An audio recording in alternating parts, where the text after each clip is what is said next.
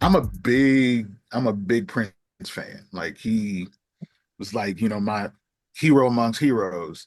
And as I was talking to this lady, we were just talking about music and concerts and all these things. And she's like, and I hadn't told her any of this yet, but she's like, I'm such a nerd. You want to know what my first concert was? And I'm like, yeah, what? She said, I saw the Purple Rain tour in 1985 out in wherever it was in LA, and that just sent me off on like a whole other path. But I'm like, I had never really met anybody that had actually been to the shows. Like I know everybody has listened to the bootlegs and seen the movies, but even just getting the firsthand experience of somebody who was there in real life, like I probably wouldn't have got that in any other setting. Oh, So we talk. That's basically the premise of how we started this show yeah, was wanting to relate to other people and how we all connect in music. And yeah, that, I mean, you're just giving a perfect example. And of course, I'm at an age where I remember, Prince coming up and the Purple Rain in the movie and all, and I would have died to go see that show.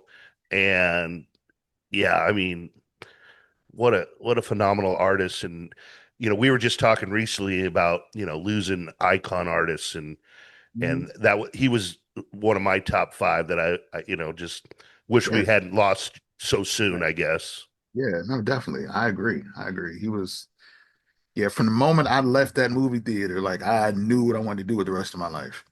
Like I went home and begged my parents for a guitar the next 3 years.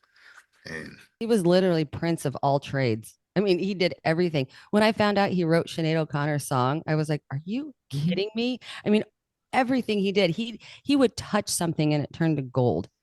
I yeah, mean, the dude, my best friend in high school, that was her, like, she was gonna marry him.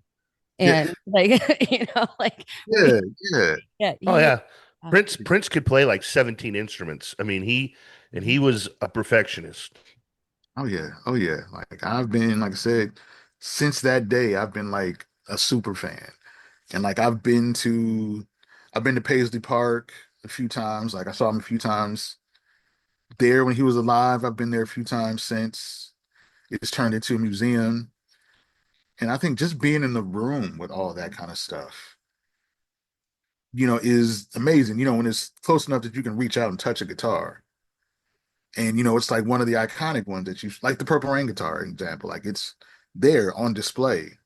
And you're not supposed to play it, but you can reach out and touch it. And there's just a realness to it. Well, I didn't And realize as a guitar player, I had no idea that Prince was such a shredder, right? Like he could literally shred on guitar. There's some people that even have him in their top 10 of best guitar players of all time. Now, I could argue till I'm blue in the face, a lot of different guitar players, but he's definitely in the conversation, and that's crazy to me. oh yeah, oh yeah, like and I feel like the mainstream stuff never really showcased it enough because you could tell he was still kind of focused on making like a focus pop record. Like he knew how to get the sales and be an artist. But once you start going to shows and listening to like bootlegs and rehearsals and stuff like that, that's kind of where he really let loose. Like he would, do the stadium show for, all the people that just knew the songs on the radio, but it's those rehearsals, it's those after shows and things like that he would really just let loose and play. Well, And what's crazy is during that time period when he was excelling, everything was blowing up. He was literally competing against Michael Jackson in a sense. yeah, And like Prince would have broken so many records of sales and all that if it just wasn't for that same time period as Michael yeah, Jackson. And I know a lot of people maybe they think about it and they don't realize that how close that was and how these two performers were so big.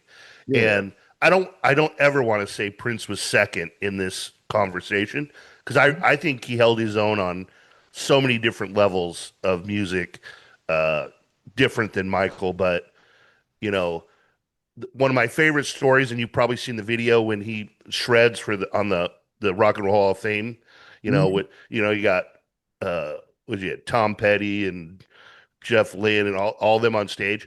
Well, the story goes they were doing a kind of a practice for that of the Mhm. week leading up, and there had been this whole conversation of the top 100 guitarists of all time, and Prince isn't even mentioned, Yeah, and he took it personally, and so they didn't even know he was going to do that.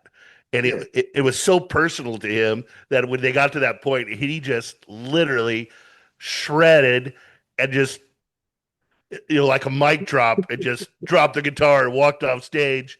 yeah. And, and That was amazing. That was an amazing showcase.